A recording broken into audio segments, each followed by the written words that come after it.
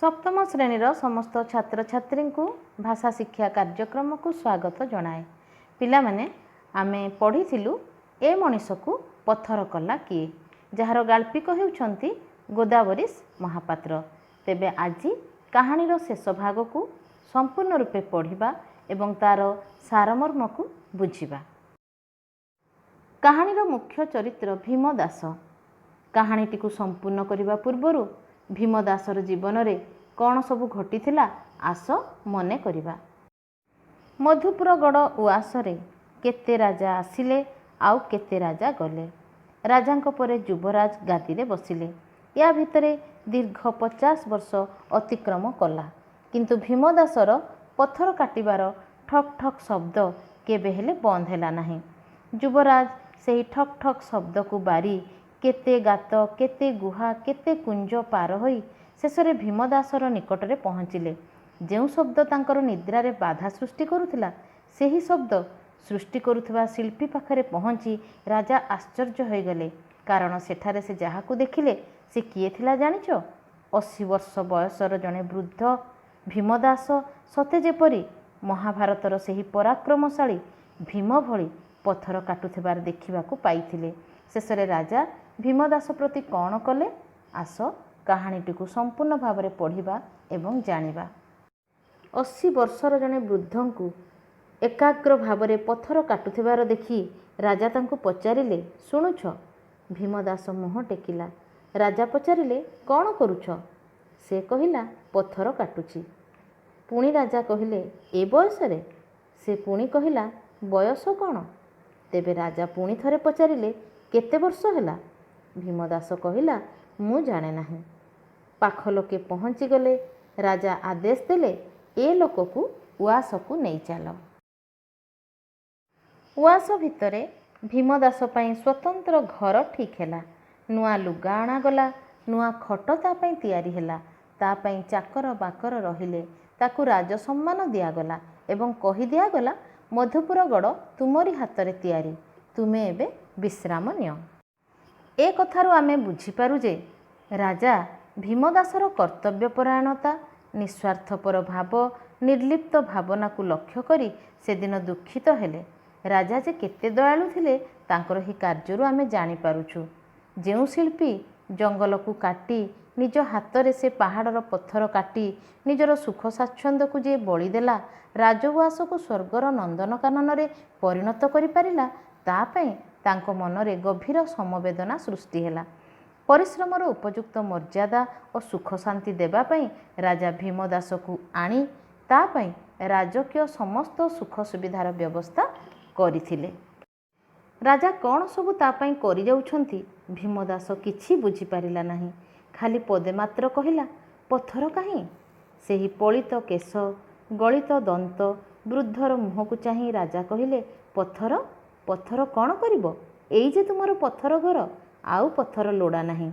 भीमदास कौन बुझिला के जानी भोकिनी कांदी उठिला।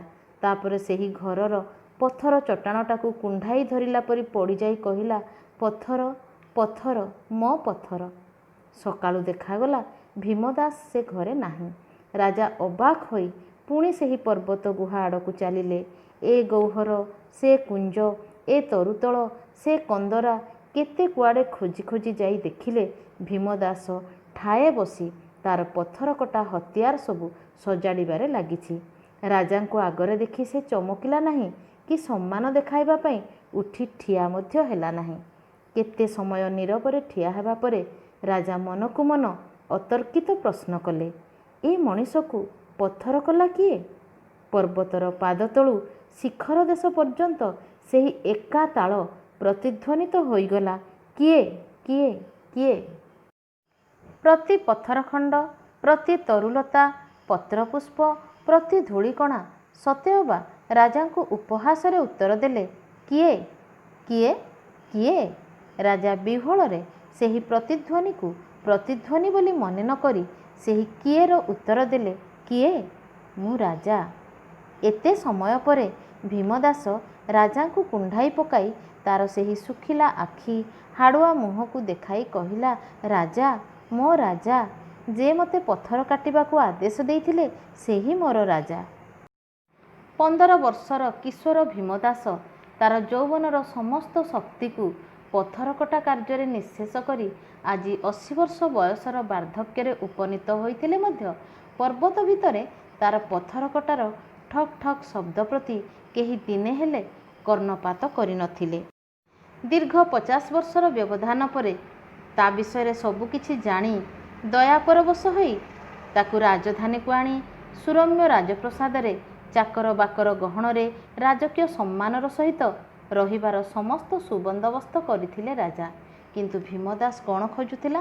କେବଳ ପାହାଡ଼ ଆଉ କେବଳ ପଥର। ପ୍ରକୃତି କୋଳରେ ଜୀବନ କାଟି ଆଜୀବନ କର୍ମମୁଖର ଜୀବନରେ ସେ ପରମ ଶାନ୍ତି ପାଇଥିଲା।